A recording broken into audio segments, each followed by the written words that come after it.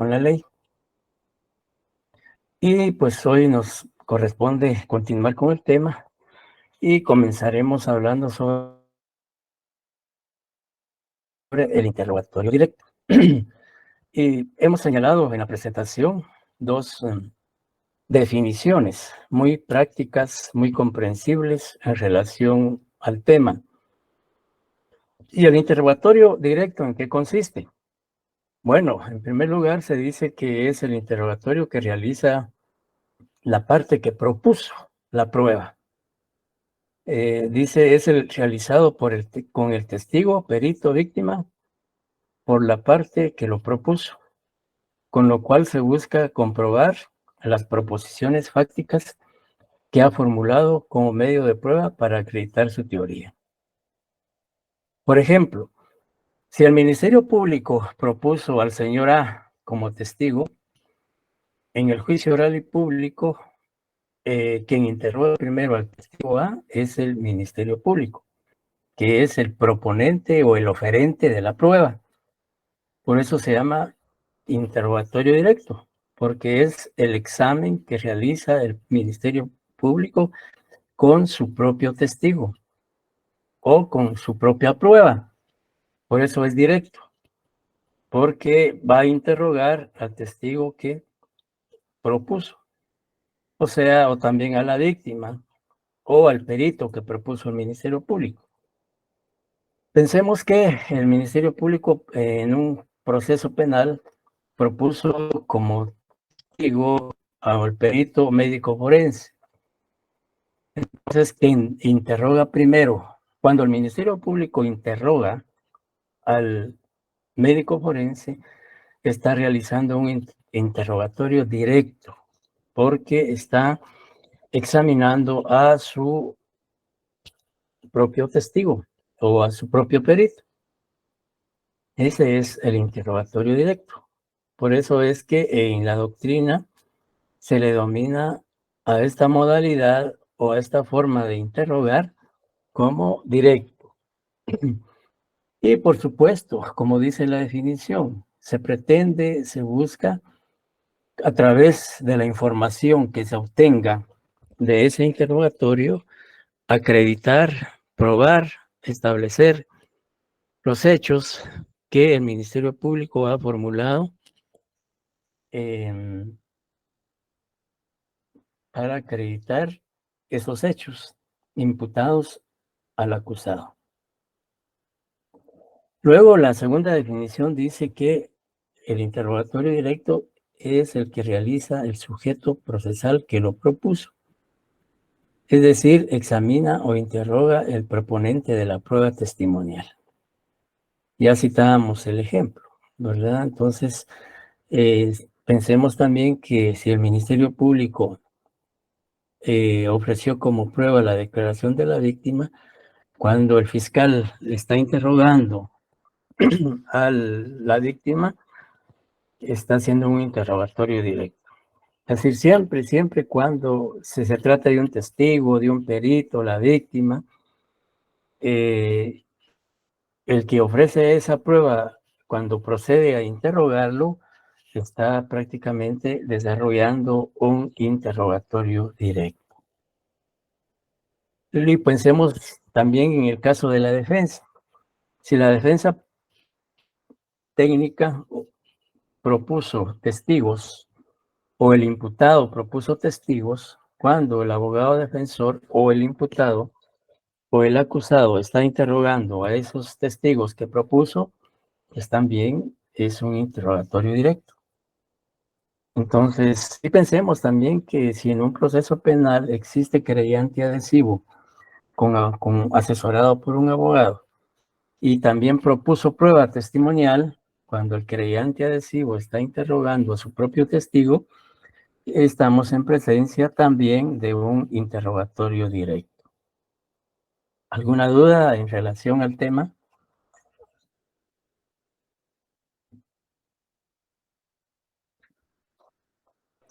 No, Lick, vamos bien, gracias. Muy bien. Bien.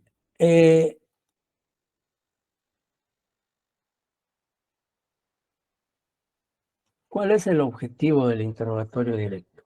¿O cuál es? ¿Qué se persigue? ¿Qué se busca? ¿Qué se pretende con un interrogatorio directo? En primer lugar, se dice que generar la credibilidad del testigo. Es decir, que el juez o tribunal crea en la persona del testigo y en la veracidad de su historia. De ello depende el éxito que con el interrogatorio se alcance o logre la persuasión y convencimiento del juez o tribunal. Si el Ministerio Público propuso un testigo, al realizar el interrogatorio directo, pues lo que busca el Ministerio Público es, a través del interrogatorio que realiza y a través de las respuestas que obtenga de las preguntas que formule, no solo que el tribunal de sentencia o el juez de sentencia le imprima credibilidad a la persona del testigo, es decir, que establezca que el testigo, la idoneidad del testigo, que el testigo es idóneo.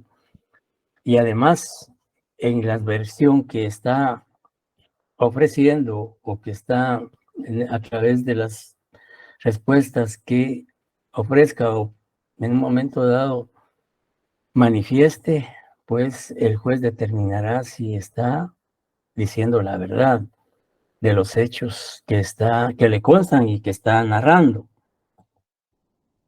Y además, lo que pretende el Ministerio Público es obtener de esa información, pues que se fortalezca, se fundamente su hipótesis acusatoria. Y además, sobre todo, que ese interrogatorio sea persuasivo, es decir, que logre convencer al juez o al tribunal de sentencia, para que en un momento dado el tribunal de sentencia, a la hora de valorar esa prueba testimonial, le pueda otorgar valor jurídico probatorio, es decir, acepte como buena esa declaración del testigo. En segundo lugar, acreditar las proposiciones fácticas de la teoría del caso. Cuando se dice o se habla de proposiciones fácticas, más que todo se refieren a los hechos. Todo fáctico, cuando ustedes, por ejemplo, escuchen decir plataforma fáctica, se refiere a los hechos, ¿ya? O digamos simplemente hechos. Esa es básicamente, en este caso, acreditar las proposiciones fácticas, o sea, los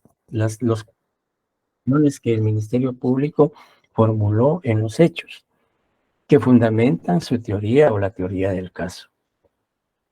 Y eso lo que busca es obtener, dice, un testimonio que sustente las proposiciones fácticas de la teoría del caso.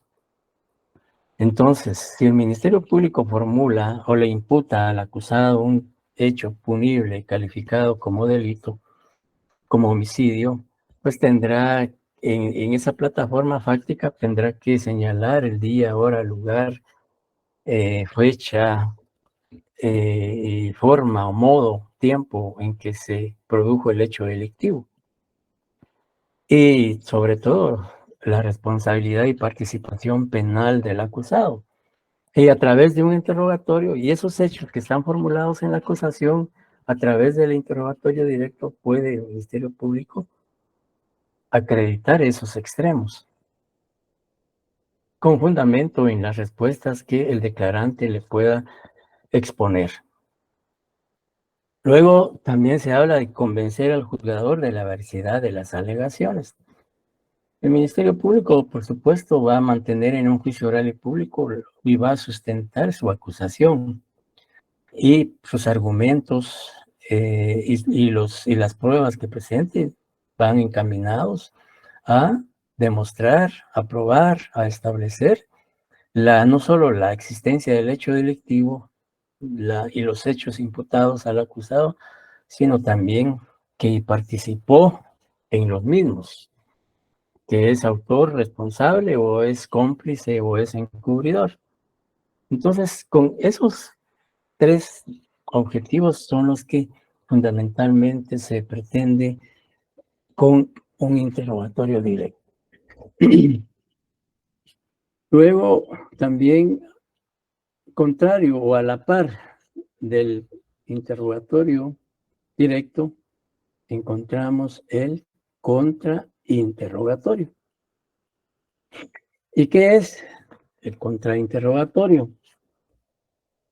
El contrainterrogatorio básicamente se define como es el que realiza la contraparte o parte adversaria al testigo, al perito, víctima que presentó la otra parte. También se dice que ocurre cuando la parte opuesta interroga al testigo, perito, víctima, propuesto por la otra parte. Aquí se da la inversa. Por ejemplo, si el Ministerio Público, en el ejemplo que anteriormente yo cité del médico forense, el Ministerio Público propuso como perito al médico forense. Cuando este médico forense es interrogado por el abogado defensor o es interrogado por el acusado, entonces ahí se da el contrainterrogatorio, porque ese perito, que médico forense, está siendo examinado no por la parte que lo propuso o que ofreció esa prueba, sino es a la parte contraria, en este caso la defensa. Y lo mismo ocurre con un testigo o con la víctima. Pensemos en el otro vértice, que la defensa haya presentado testigos y también peritos, y cuando estos testigos o peritos son interrogados por el fiscal del Ministerio Público, estamos en presencia de un contrainterrogatorio. No sé si estamos claros con esto. Sí, licenciado. Gracias. Pues entonces, ¿qué diferencia hay entonces entre el interrogatorio directo y el contrainterrogatorio? El interrogatorio directo, licenciado, lo hace digamos, en este caso, el Ministerio Público a sus propios testigos. Ajá. Y el contrainterrogatorio lo hace la contraparte o el abogado del acusado. Muy bien. ¿Alguna opinión más? Buenas noches, Lick. Buenas Yo noches, lo que Elías. logro entender es que una parte lo que pretende es acreditar y la otra parte desacreditar. Exacto, cuando hay un, digamos, contrainterrogatorio y, digamos, el defensor está interrogando al médico forense, en efecto, si las preguntas que formula van encaminadas a desacreditar la declaración, en este caso del médico forense, para no sembrar o generar duda de su declaración y que esa duda la perciba el tribunal de sentencia o el juez de sentencia, para que en un momento dado pues tenga alguna dificultad para darle valor jurídico probatorio a esa declaración o sencillamente no darle valor. Si imaginémonos que a través del interrogatorio el abogado defensor generó mucha ambigüedad, generó dudas, generó contradicción, inseguridad en la declaración del médico forense, pues eso al final va a afectar, porque entonces el tribunal va a tener cierta duda en la credibilidad de la versión en este caso, del perito. Y lo mismo puede ocurrir con el testigo. Entonces, precisamente el contrainterrogatorio, como decía Elías José, es en cierto modo cuestionar, refutar la declaración que ya expuso, en este caso, el médico forense, cuando fue interrogado por el Ministerio Público. Pero también puede darse lo contrario, que a través del interrogatorio que formule la contraparte, el declarante reafirme, confirme la la versión que ya dio y que eso termine de convencer al tribunal. O sea, se pueden dar las dos situaciones. Todo va a depender del contrainterrogatorio que se formule. ¿Alguna intervención?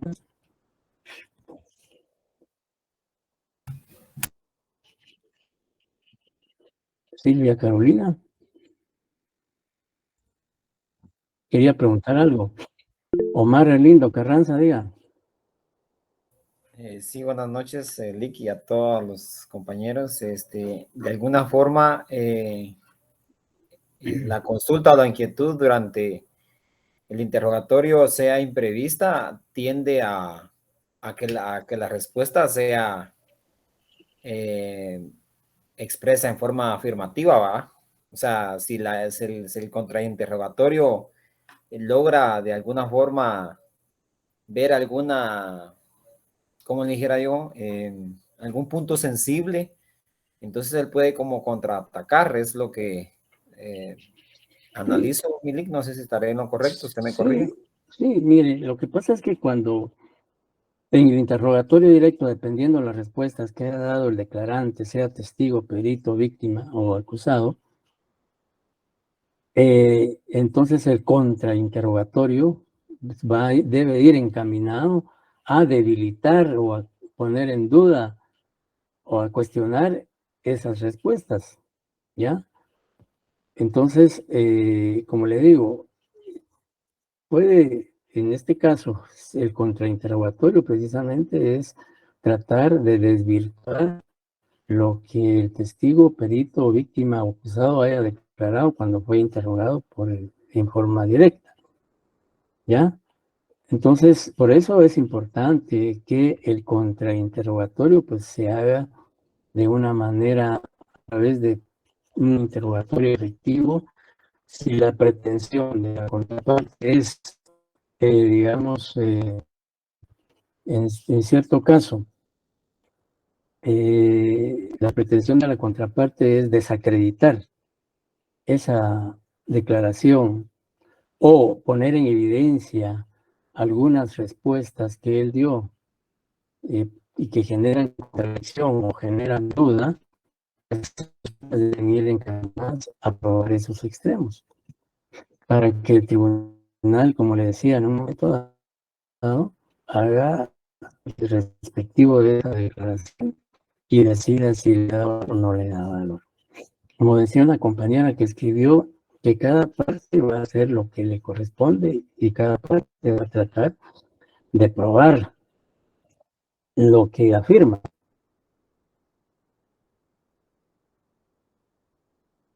Y por supuesto, entonces, no, el Ministerio Público tendrá que hacer un interrogatorio para probar los establecidos o indicados en la acusación y el hecho imputado. Y por supuesto, la defensa tendrá que hacer el interrogatorio tratando de desvirtuar esas declaraciones, ponerse en duda para que el tribunal, pues, en un momento dado, decida si le da o no valor probatorio.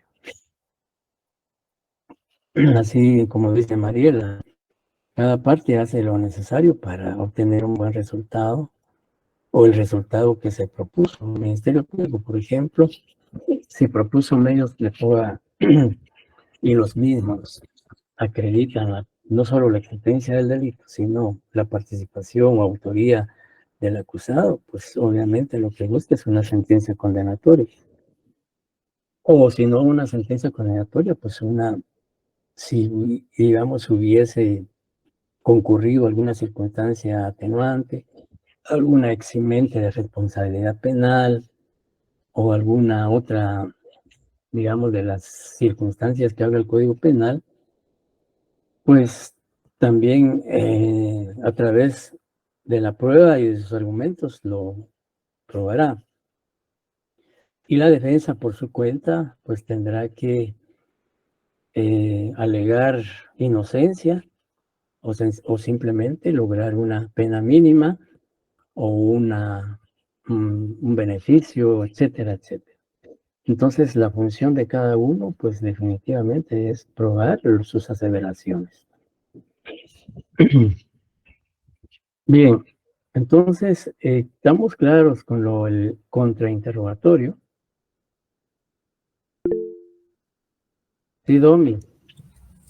Sí, buenas noches, licenciado. Buenas noches. Entonces, en este caso, por ejemplo, el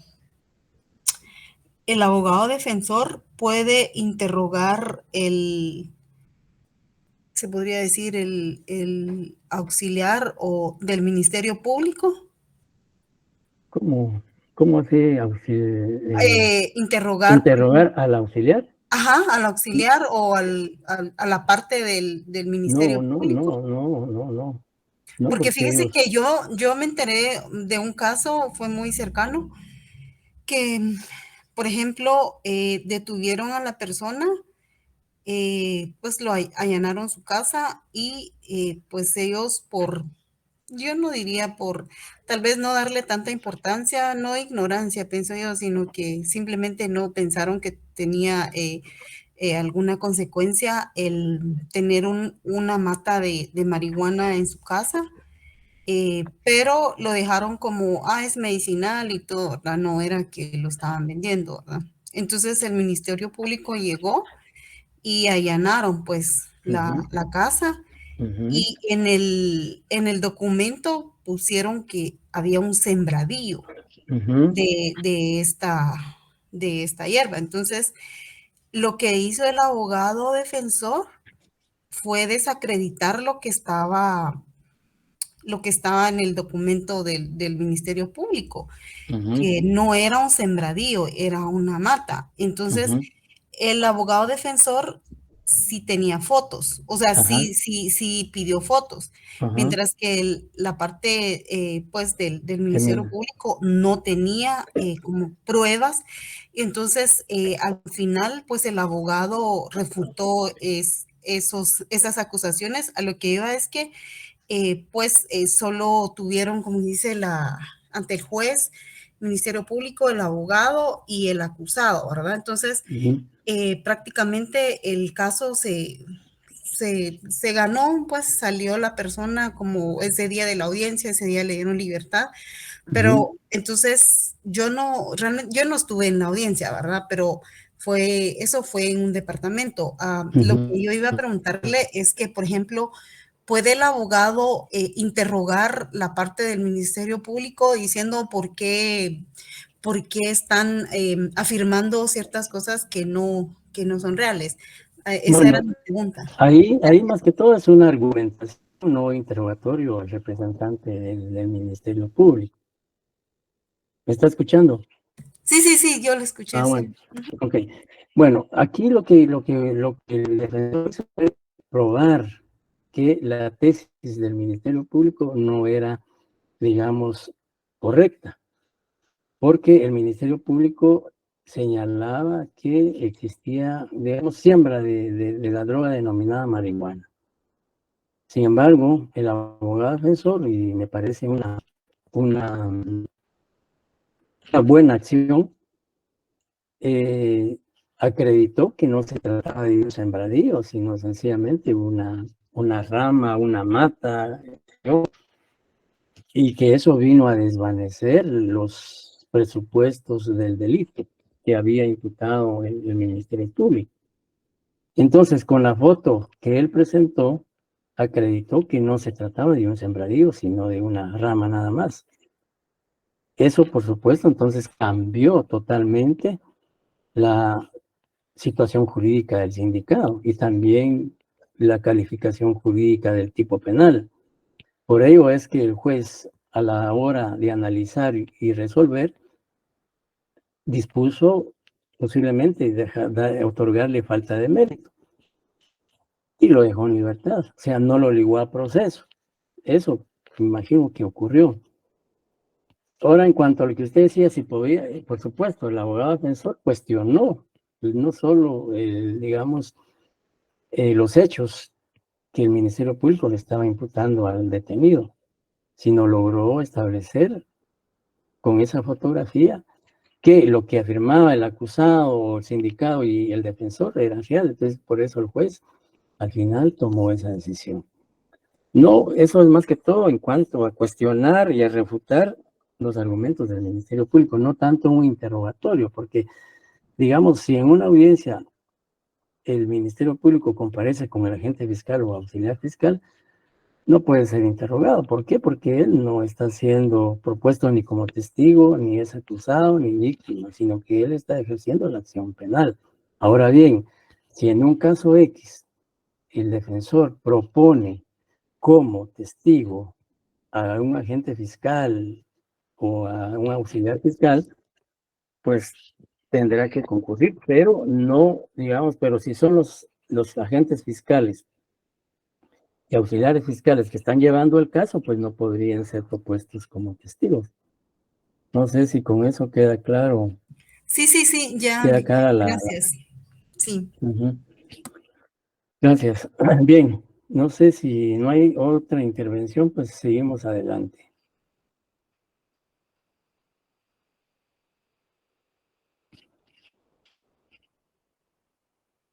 Bien, qué finalidad conlleva el contrainterrogatorio? Como se dice con los términos que señalamos, dice cuestionar, refutar en todo o en parte el testimonio rendido en el interrogatorio directo. Ya lo que hablábamos anteriormente, de que había que realmente tener un buen contrainterrogatorio para poder desacreditar o restarle credibilidad, confianza a la declaración que prestó, sea el testigo, víctima o perito en el interrogatorio directo. ¿Y qué se pretende con eso? Primero, pues reducir, ¿verdad? O anular la credibilidad del declarante por sus condiciones subjetivas en dirección a su idoneidad. Como, por ejemplo, si en un contrainterrogatorio se pone en duda la idoneidad del testigo, porque no es una persona idónea para declarar, o porque, digamos, también es una persona que generó duda, que generó desconfianza, que su declaración fue ambigua, contradictoria. Eso pues en un momento dado reduce la credibilidad o la anula totalmente. Entonces, esa es lo que se persigue a través de un contrainterrogatorio. La segunda finalidad dice desvirtuar las afirmaciones o negaciones realizadas en la declaración directa. Ya, entonces aquí también es tratar de restarle credibilidad a esa declaración, sea con las afirmaciones que él hizo en su declaración o haya negado algunas situaciones cuando fue interrogado en forma directa. Y también 3, obtener datos, citas, referencias que el interrogado pudo haber silenciado y que de ser reveladas puedan generar conclusiones diferentes o hacer menos creíbles el contenido del testimonio directo. Puede ser que al declarar el testigo, la víctima o el perito, por diversas razones o factores, no citó, digamos, no hizo referencia a datos importantes,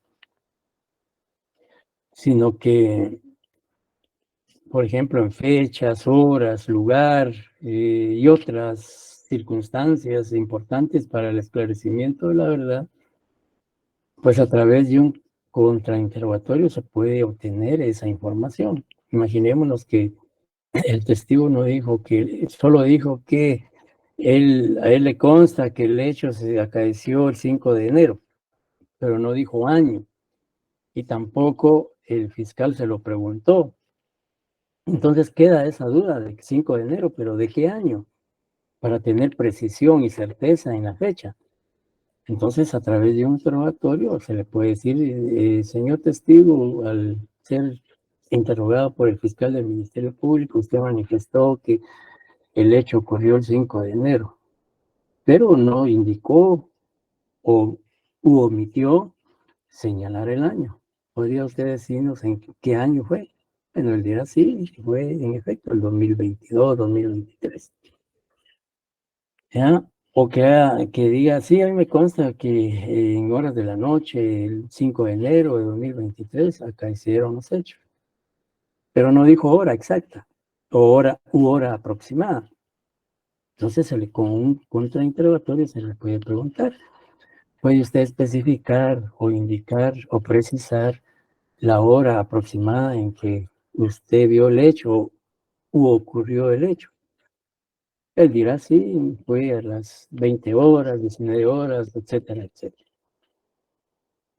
Ya eso entonces cambiará en un momento dado la situación.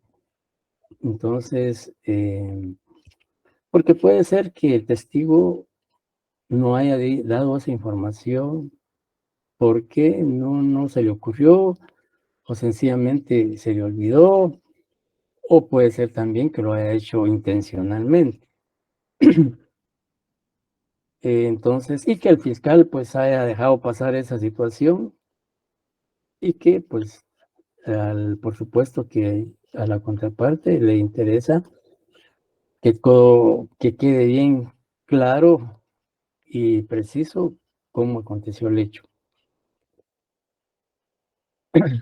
Luego también se dice que poner a prueba su credibilidad o testimonio y así desacreditar la teoría del caso de la contraparte o reforzar la propia. Pues como les decía, a través de un contrainterrogatorio, pues se puede, decía yo, poner en duda la credibilidad del testimonio. Y si hay duda, porque el testigo titubeó al contestar, se puso nervioso al contestar, fue impreciso en sus respuestas, fue ambigua su declaración, o que tardó mucho tiempo en responder, o sea, todos esos factores, todos esos aspectos, al momento de hacer sus conclusiones, el defensor o sea, puede, digamos, hacer énfasis en eso, con el propósito de que el tribunal no le dé valor a esa declaración, porque fue imprecisa, porque fue contradictoria, porque fue ambigua, etcétera, etcétera. Entonces, esa es la finalidad de un contrainterrogatorio. No sé si hay alguna duda, compañeros, hasta el momento. Todo lo que es el interrogatorio directo o contrainterrogatorio, aunque no se especifica de una manera expresa, pues en la anterior ocasión, cuando hablábamos de que el juez no debería permitir testimonios o preguntas sugestivas, etcétera, todo lo que es lo relativo al interrogatorio directo y contrainterrogatorio no lo dice expresamente, pero podemos encontrarlo en el artículo 378, que es, digamos, una norma que se aplica en el desarrollo de un juicio o de un debate y que tiene relación también con el artículo 86 del Código Procesal Penal. Si alguien tuviera a la mano el Código Procesal Penal, por favor, sería tan amable darle lectura al artículo 386, perdón, 378, perdón. Artículo 378. Examen de testigos y peritos. El presidente identificará al testigo con su nombre y el documento personal que lo identifique válidamente e inmediatamente concederá la palabra a la parte que lo propuso para que lo examine sobre idoneidad, hechos y comparecencia al tribunal. Seguidamente concederá. Permítame, disculpe la interrupción.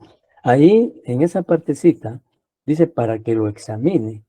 E inmediatamente dice concederá la palabra a la parte que lo propuso. Ahí encontramos el interrogatorio directo. Para que lo examine sobre la idoneidad, hechos y comparecencia al tribunal. Por favor, ¿puede continuar?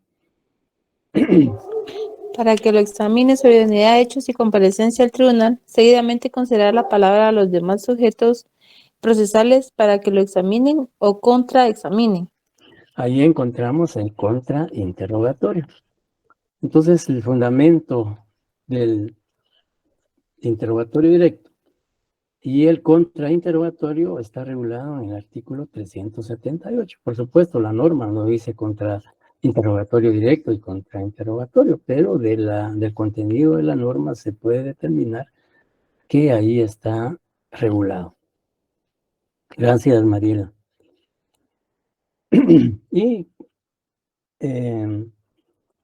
entonces, ahí, como les decíamos, que el fundamento legal de los dos temas abordados están en esa norma. ¿Alguna duda o pregunta, compañero?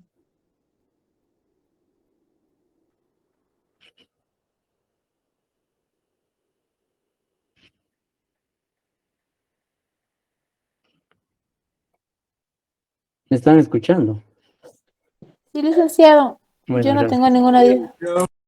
Todo bien, Liz, gracias. Gracias. Bien, ahora hablemos de las objeciones. En una oportunidad en clase, un compañero preguntaba si habría alguna norma específica en el Código Procesal Penal que hablara de las objeciones. Inicialmente yo le decía que podemos citar el artículo 86 y también el artículo 378 en su segundo párrafo, que no dice objeciones, por supuesto. En el artículo 378, en correlación o en congruencia con el artículo 86, en el segundo párrafo del artículo 378 señala: el presidente del tribunal moderará el interrogatorio y no permitirá que el testigo o perito conteste a preguntas capciosas e impertinentes. La resolución que sobre ese extremo adopte será recurrible, decidiendo inmediatamente el tribunal. Y este tiene relación con el 86, que habla de que no se permite las preguntas, dice, no están permitidas las preguntas capciosas o sugestivas. Entonces ahí encontramos las objeciones. Como les decía, no se dice en las dos normas, no se establece objeciones. Pero las objeciones, o comúnmente también se les llama protesta, es, digamos, como dice la definición, como dicen las definiciones. ¿Qué son las objeciones? Dice, derecho que tienen los sujetos procesales facultados por la ley para oponerse a que se formulen preguntas prohibidas en la ley durante el interrogatorio. ¿Recuerdan ustedes que en el examen, en uno de los casos, se estableció que si las preguntas, bueno, eran dos preguntas. En el primer caso que se formuló, se hacían dos preguntas en ese sentido. Una, que si era permitido que el abogado defensor dirigiera preguntas capciosas, sugestivas, impertinentes en el interrogatorio. Obviamente la respuesta es no, de conformidad al artículo 86. Y también en la otra pregunta siguiente decía, en su calidad de abogado defensor, ¿qué haría o qué acción tomaría para no permitir que su defendido o patrocinado contestara preguntas sugestivas, capciosas, ambiguas, etcétera?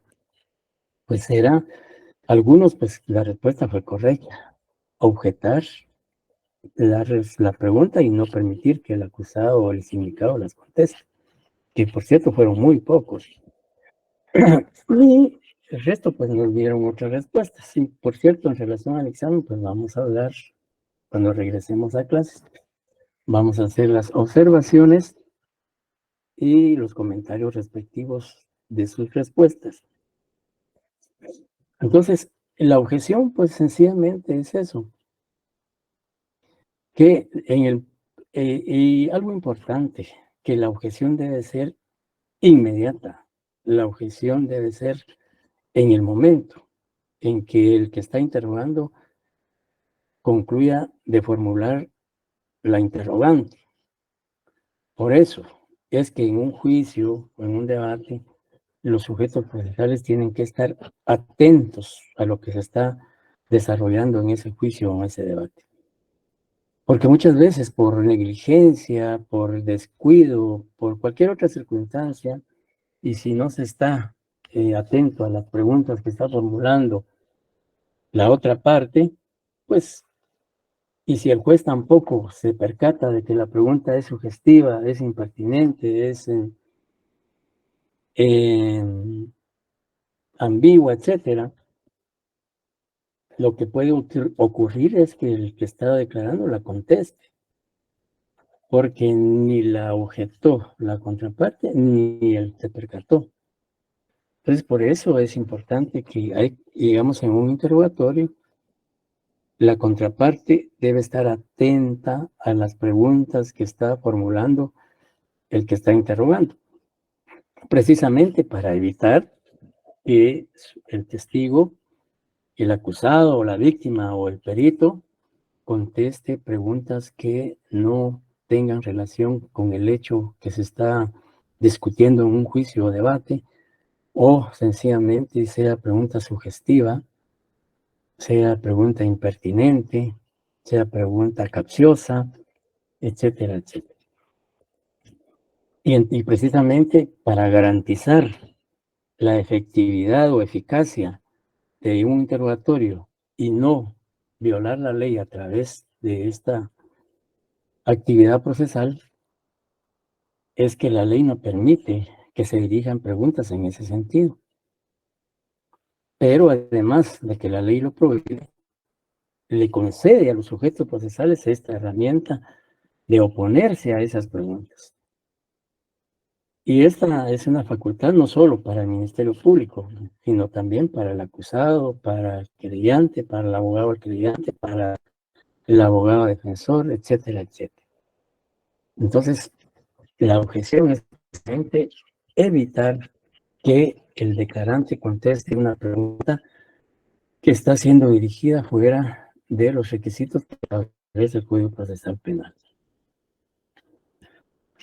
Y luego también se dice que la objeción es el derecho que tienen los sujetos procesales que intervienen en el interrogatorio de oponerse a que se dirijan preguntas prohibidas por la ley.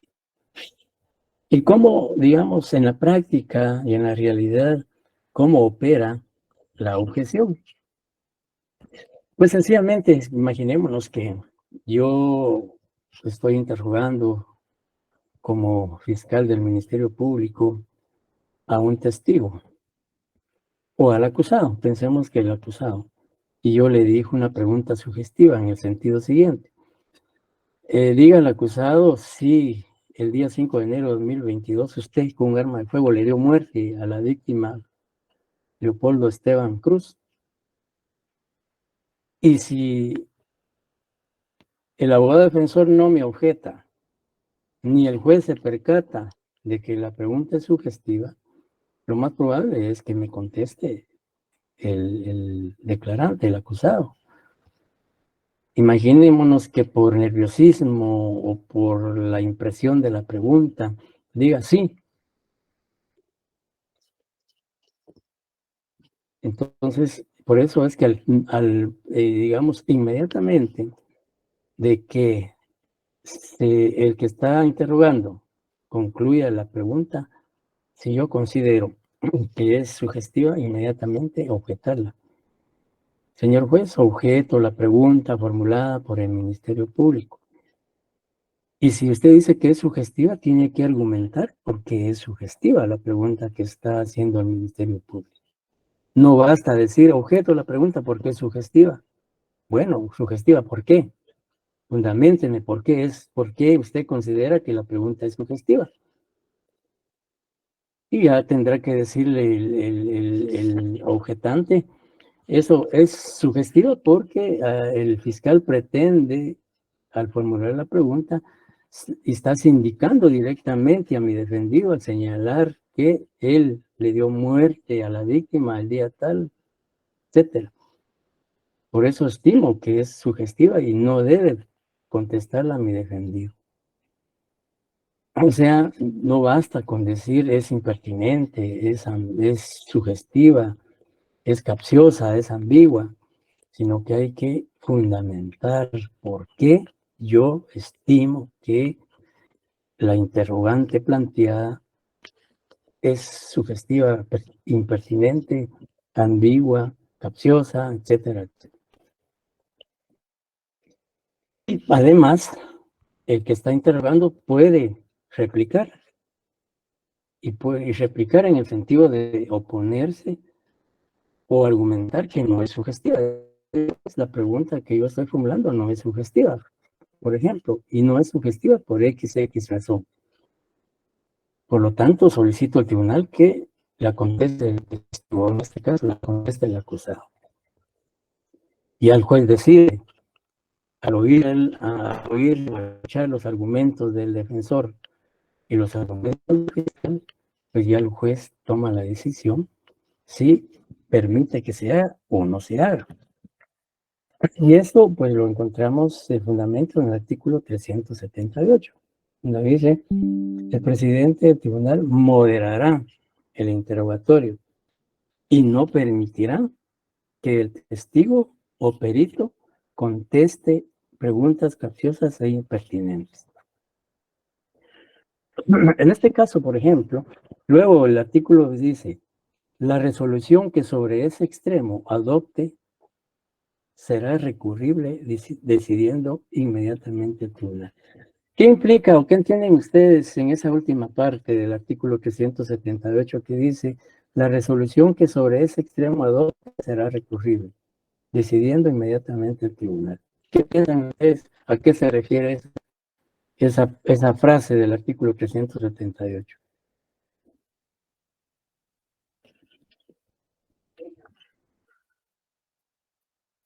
¿Escucho, compañeros?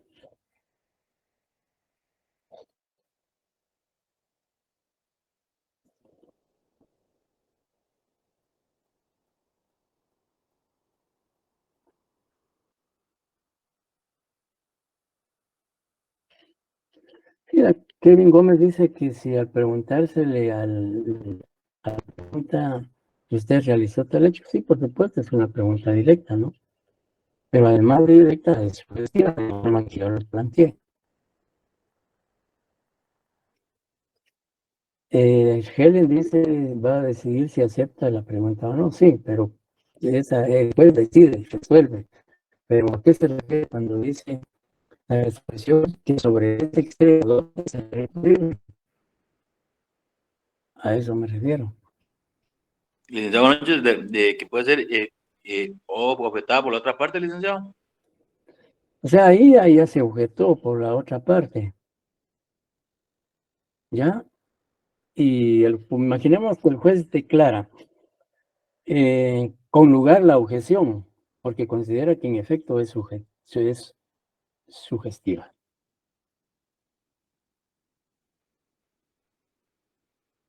O puede ser lo contrario, que el juez dice sin lugar la objeción, que el testigo conteste la pregunta. O sea, ¿qué acción adopta ahí la parte o el sujeto procesal que objetó?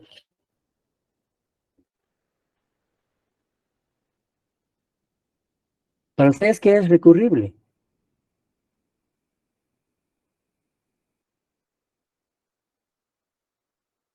Licenciado, como otra opción tal vez. Recurrir No. a algo más. Es Por supuesto, impugnar, licenciado, como un recurso. impugnar, efectivamente, impugnar. Es susceptible, Alan Augusto dice, es susceptible de ser impugnado, en efecto. Cuando la ley dice que es recurrible, pues entonces sí, el juez, por ejemplo, declara con lugar la objeción y el que está interrogando considera que el juez no tiene razón de declarar con lugar la objeción, pues puede plantear, bueno, ¿qué recurso debe interponer entonces en este caso?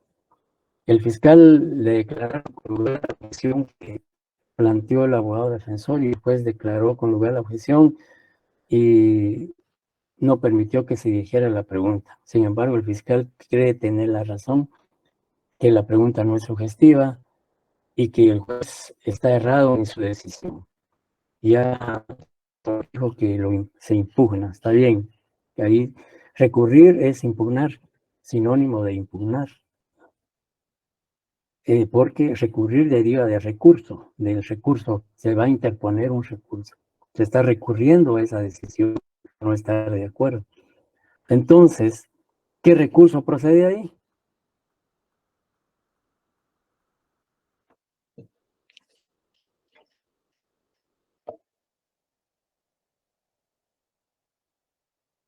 Ya se les olvidó los recursos. Recurso de apelación, licenciado. ¿Alguna opinión más? Sería revisión. Tampoco.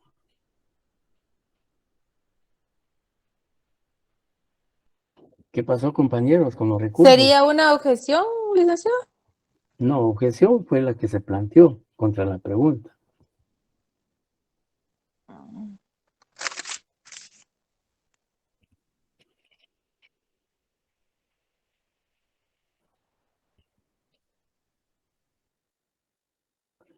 Elías José dice, tal vez recurso de reposición, sin el tal vez. LIC sería el recurso de reposición de conformidad con lo establecido en el artículo 403 Así del es, Código Procesal Penal. así es, en efecto. Léalo, por favor. Reposición durante el juicio. Las resoluciones emitidas durante el trámite del juicio podrán ser recurridas por las partes tan solo mediante su reposición. En el debate, el recurso se interpondrá oralmente y se tramitará y resolverá inmediatamente sin suspenderlo en lo posible.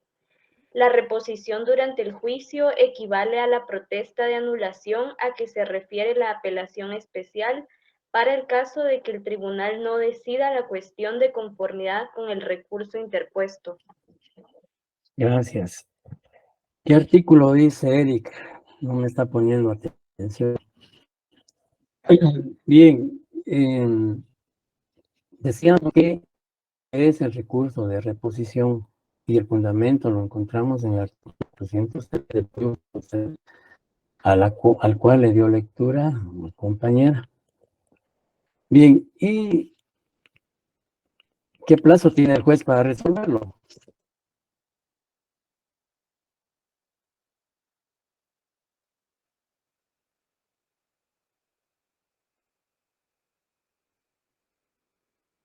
Pregunto, ¿qué plazo tiene el juez para resolverlo? O el tribunal de sentencia para resolverlo. 3 días. Licenciado, si se plantea oral, se resuelve inmediatamente y escrito dentro de los 3 días. Inmediatamente, no 3 días. La misma ley dice, se tramitará y resolverá inmediatamente, sin suspenderlo en lo posible. Entonces, el mismo artículo nos está señalando el momento para su resolución. Entonces, si volvemos al ejemplo que estábamos planteando, el fiscal en ese momento, entonces cuando el juez decide con lugar la objeción planteada por la defensa, y en consecuencia el acusado no contesta la pregunta. Entonces, como el fiscal no está de acuerdo con la decisión del juez, entonces en ese momento plantea oralmente el recurso de reposición. Pero tiene que fundamentar ese recurso oralmente. Tiene que exponer sus razonamientos que sustenten la interposición de ese medio de impugnación. Señor juez, en virtud de la decisión que adoptó, al declarar sin lugar la objeción, con fundamento en el artículo 403 del Código Procesal Penal, presento recurso de reposición, toda vez que estimo que la decisión del juzgador no se encuentra ajustada a derecho ni conformidad con la ley, porque la pregunta formulada no es sugestiva y yo pretendo con tal pregunta obtener tal información, etcétera, etcétera, etcétera, etcétera. Entonces el juez, en base a esos argumentos, decide si acepta o declara con lugar o sin lugar la reposición. En ese momentito, pues ya el juez resuelve, por ejemplo, sin lugar la reposición y mantiene su decisión. Entonces, esa reposición que se planteó durante el juicio, como dice el segundo párrafo del artículo 403, dice la reposición durante el juicio, es decir, la reposición planteada durante ese juicio, en el ejemplo que estamos aludiendo, dice equivale a la protesta de anulación a que se refiere la apelación especial. Es decir, que en un recurso, este recurso de reposición que se presentó durante el juicio equivale a una protesta por la forma en que se resolvió. Y esa protesta se puede hacer valer si se plantea un recurso de apelación especial. Por ejemplo, que en un juicio o debate el acusado fue condenado por homicidio a 20 años y el abogado defensor y el acusado impugnan esa sentencia y presentan el recurso de apelación. O bien el Ministerio Público lo presenta. Pensemos que como el Ministerio Público fue el que objetó y fue el que planteó la reposición, y no está de acuerdo con la pena impuesta al acusado porque estimó que la pena debió ser mayor y impugna esa sentencia y presenta recurso de apelación especial. Pues en ese recurso puede hacer referencia a que durante el juicio él planteó una reposición contra la objeción X y el juez la resolvió sin lugar. Eso puede ser parte de ese recurso de apelación especial que en su momento presentaría el Ministerio Público contra la sentencia dictada por el Tribunal de Sentencia.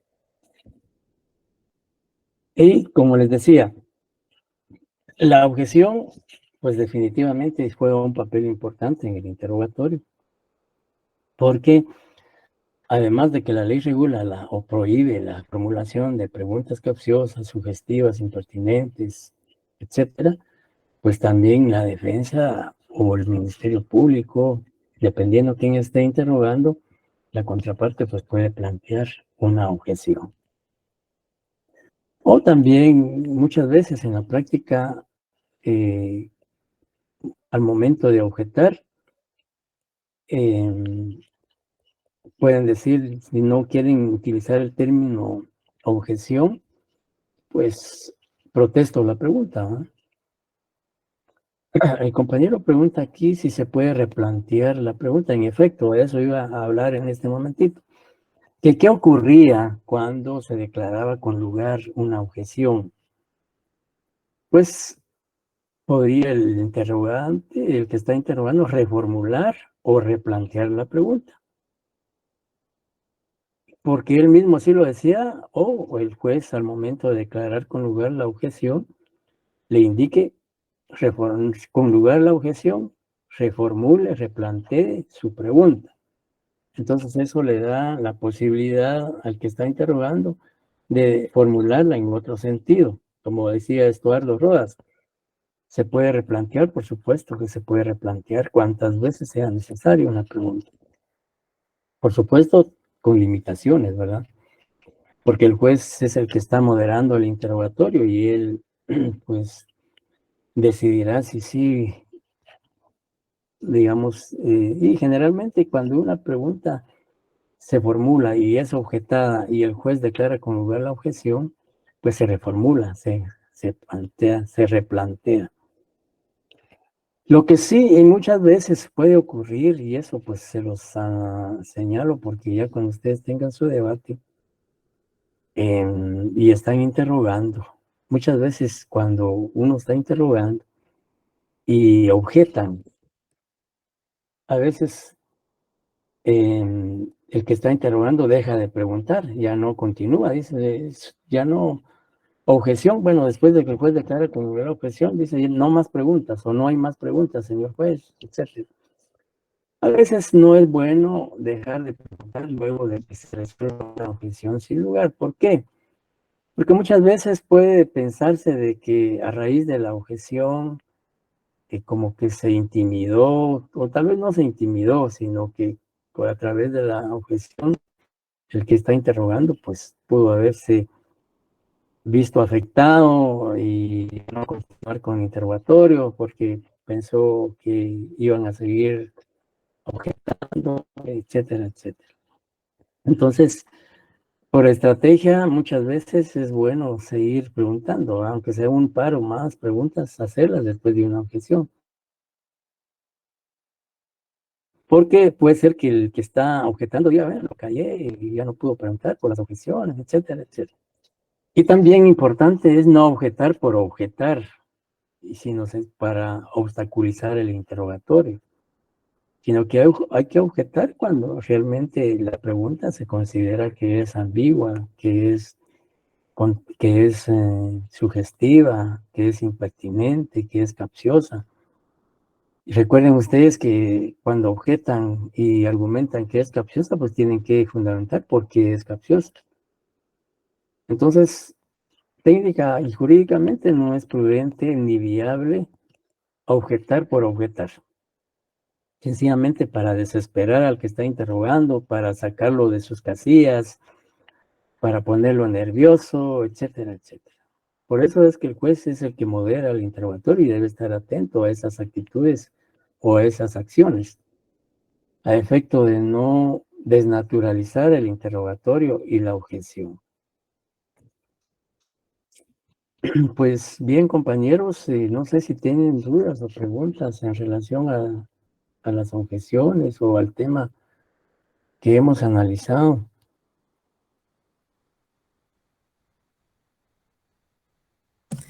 Licenciado, entonces No, lo que yo comprendí, sí, licenciado, es que, por ejemplo, si uno se dio cuenta que están, pues, le están haciendo alguna pregunta sugestiva al acusado y uno pues interviene, pero si no fundamenta la objeción, no le dan con lugar. puede ser que el juez la admita, o puede ser que el juez le diga fundamente su objeción, Ya, que es lo que comúnmente puede ocurrir. Porque ok. si yo estoy objetando y digo, mire, la pregunta es capciosa, Sí, bueno, pues. el juez le puede decir, bueno, ¿por qué dice usted que es capciosa? O fundaménteme, ¿por qué considera usted que la pregunta que está dirigiendo el fiscal es capciosa? Entonces usted tiene que decir, mire, es capciosa porque la pregunta pretende ridiculizar o pretende dejar mal visto al interrogado, etcétera, etcétera, Muy bien, ¿verdad? gracias, licenciado. Eh, no sé, Kevin, no sé qué, ya no me dio tiempo de leer lo que escribió, no sé si me la puede repetir o de viva voz.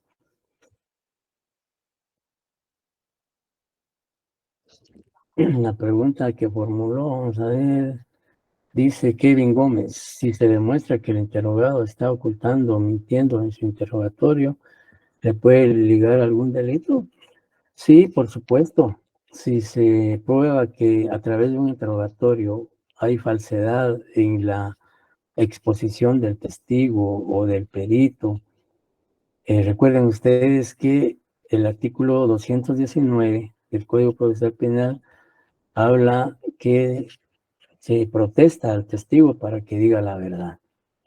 Y si falta la verdad, pues también se le hace la advertencia en ese momento de que si falta la verdad puede ser perseguido penalmente por falso testimonio. Podemos ver el artículo 219. Si le da lectura a Kevin, por favor.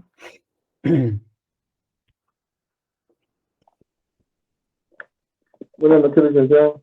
Buenas noches. Artículo 219, respuesta solemne. Ujú. Antes de comenzar la aclaración, el testigo será instruido acerca de las penas del falso testimonio. A continuación se le declara la siguiente protesta solemne. Prometo ¿Promete usted como testigo decir la verdad ante su conciencia y ante el pueblo de la República de Guatemala? Para tomarle declaración, el testigo deberá responder: sí, prometo decir la verdad.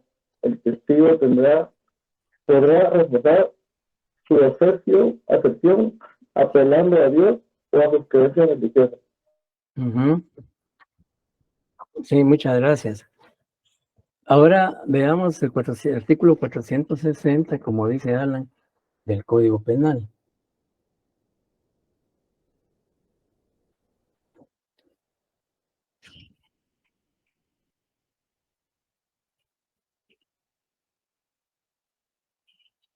Si alguien le puede dar lectura al artículo 460 del Código Penal.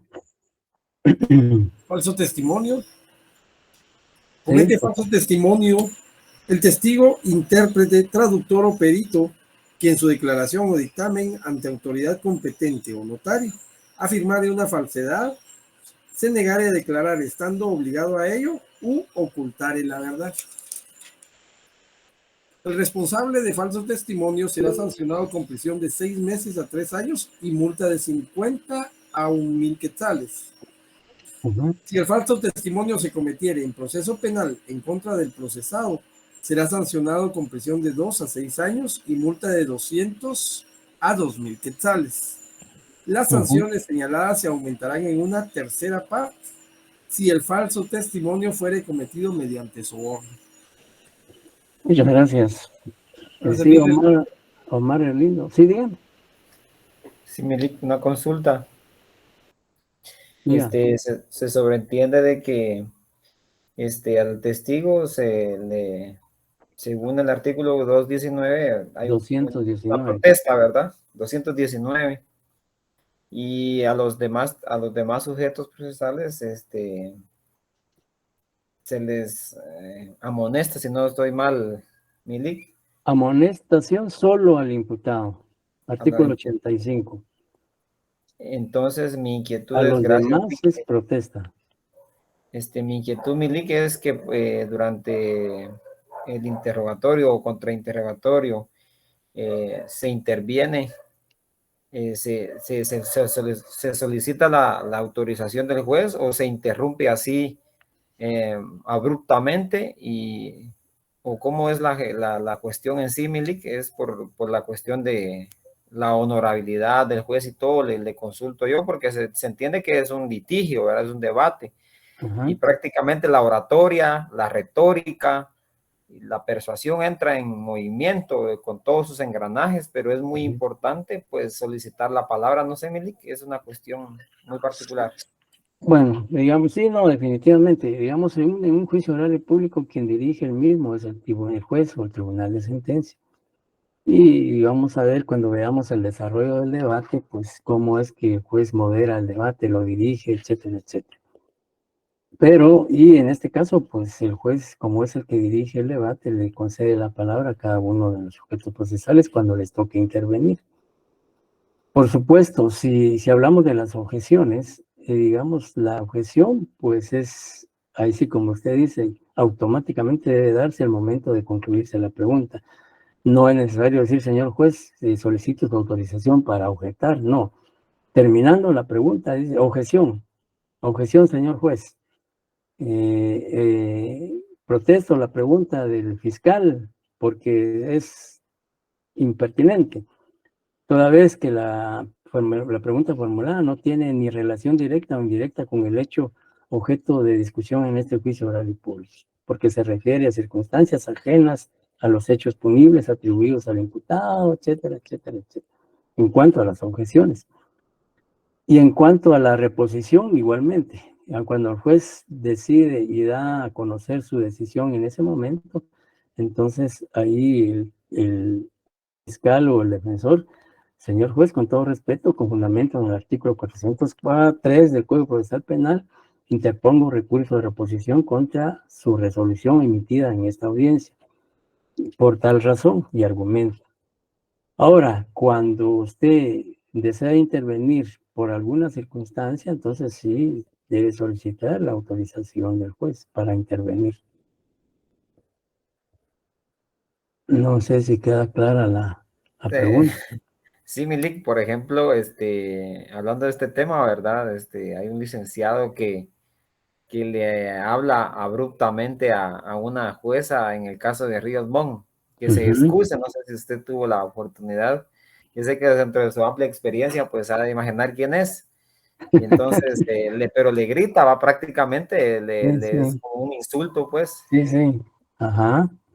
Sí, mire, por eso es que cuando veamos el juicio, el desarrollo del... Ahí el compañero está dando el nombre del abogado. Por eso es que cuando inicia el debate, el juez, el que dirige el tribunal,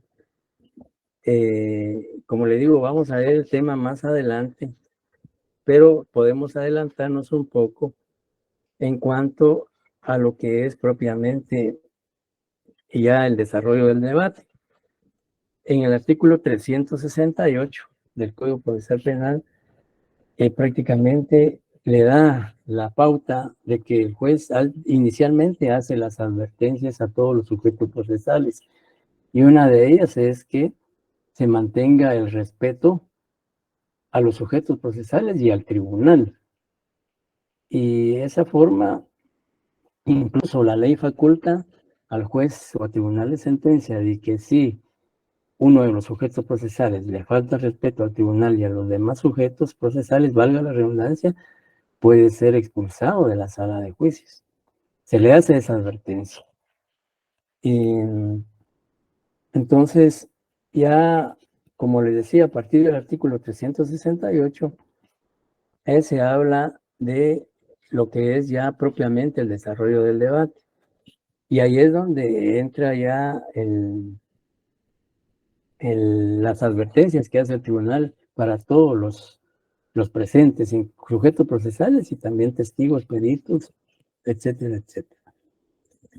Y por supuesto, mire, usted puede hacer una buena argumentación, pero con respeto al tribunal y a los demás sujetos procesales. Muchas veces se confunde una argumentación con alusiones personales, que es lo que muchas veces ocurre, que lejos de fundamentar técnica y jurídicamente un argumento, pues lo que se hace es insultar. Entonces, ahí es donde el tribunal también tiene mucho que ver para mantener el orden, la disciplina y el respeto en un juicio oral y público. No sé si queda Sí, gracias, satisfecho. gracias, perdona la molestia. No, no hay ninguna molestia, es un gusto poder atender las preguntas y poder dar las respuestas pertinentes, por supuesto. Bien, entonces, si ya no hay sugerencias o preguntas, vamos a dar por terminada nuestra clase y ya prácticamente el viernes ya no tendríamos. Dice el compañero Alex que por estrategia muchas veces se insulta y eso puede ocurrir realmente, porque por estrategia es muchas veces desesperar al tribunal, pero esa es una mala estrategia, porque es de echarse de enemigos al tribunal. Y como dicen común y popularmente, no hay que pelearse con la cocinera. ¿Verdad? Entonces, compañeros, damos por concluida nuestra clase esta noche y prácticamente tendremos clases hasta después de Semana Santa, ya que creo que el jueves es el último día de actividades de la universidad o miércoles, y como nos corresponde clases el día viernes, no podríamos. Entonces sería hasta después de Semana Santa. Informarles que las notas ya están. Si no se suben hoy en la noche, mañana más tardar. Y al regreso de clases vamos a hablar del examen con el propósito de que para el segundo parcial pues no cometamos los mismos errores. Y como les digo, si da tiempo subirlas hoy extraoficialmente, porque los cuadros oficiales todavía no están. Entonces se enviará al chat del grupo o si no en Zoom, ahí vamos a ver dónde, pero se les va a informar.